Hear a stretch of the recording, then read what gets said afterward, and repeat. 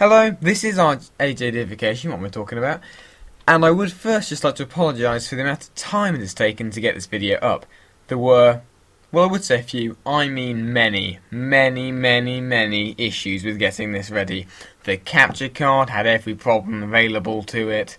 The microphone, I've had to replace it because it was shocking. I have written scripts over and over again. I've had to find a computer to install the game capture device on, and the list is endless, and the editing and stuff took a long time once I actually finished doing it. This is my first proper video I've ever made. But anyway, on to the video.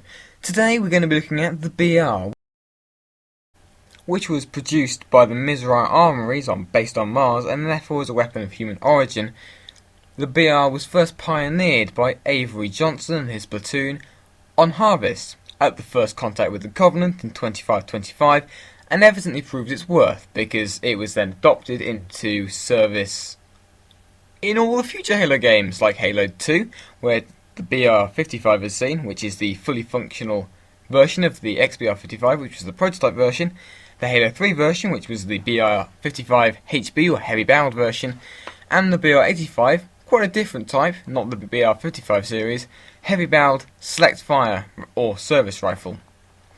All the battle rifles have several things in common, such as their ability to fire the 9.5 by 40mm something complicated M634X something HB something round, and a 36 round magazine for those rounds to go in.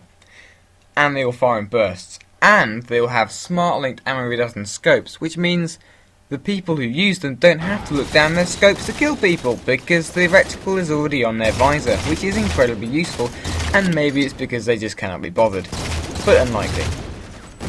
And it's the reason why Halo guns don't have ADS time, because, you know, they can already see where they're pointing.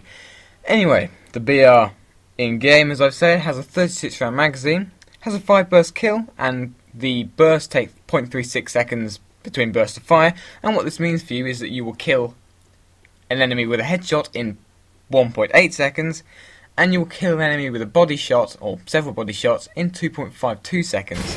I wouldn't recommend shooting with body shots because you might as well go for the headshot because it's so much quicker. Also, it has a 1.8 second reload time without dexterity, a 0.7 second swap time, and has the Arctic Warfare camouflage, which you can get through the Halo 4 limited edition, which is pretty cool. I got it, although I didn't get that. Suspicious, maybe I'm wrong. Anyway, the biggest thing about the BR is the fact that a lot of people think that the DMR is in fact better than it. So, we're going to disprove that. Firstly, the DMR has a very precise aiming reticle, which basically means that it's much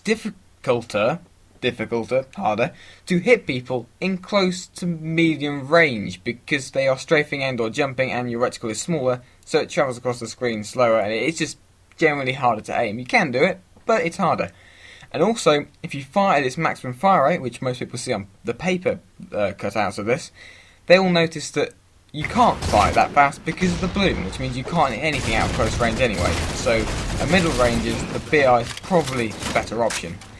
And some maps which are middle range maps, and you may find the BR they're useful on, are maps like Solace, Abandon, what's the next one?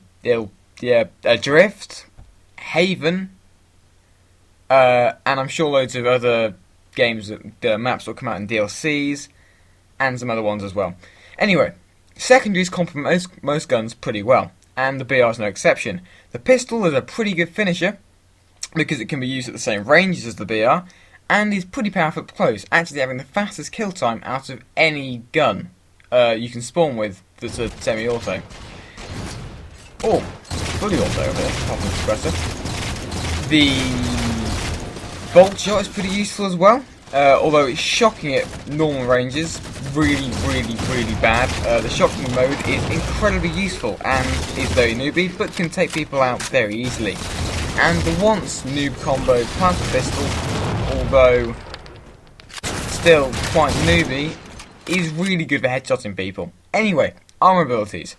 Promethean Vision, very good on those smaller maps, like Adrift and Solace and all those, because you can see where your enemy is at most ranges, allowing you to sneak up on them and get the advantage. The Hard Light Shield, similarly, because the BR is outclassed at most ranges by DMRs and sniper rifles, to name just a few, it's very useful to be able to get out of sticky situations in battles you can't win, as you can, or maybe hold down a checkpoint or objective, or defend yourself from a needler, because obviously the needler needs to go in you, and like all bullets need to go in you to hurt you. The Hard Light Shield stops them, so you don't get hurt.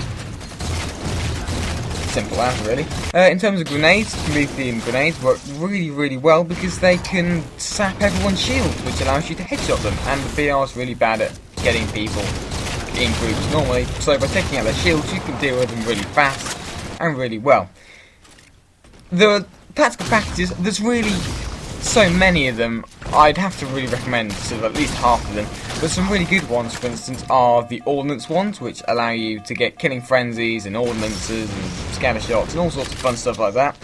Grenadier is very useful because it allows you to get more grenades, and with Promethean grenades this works really well because you can throw two, which is incredibly useful, and you can kill people even with just grenades. It's really useful, you know. And even with frags, you can throw through frags.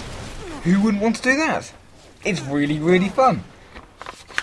I've completely disobeyed my script, completely.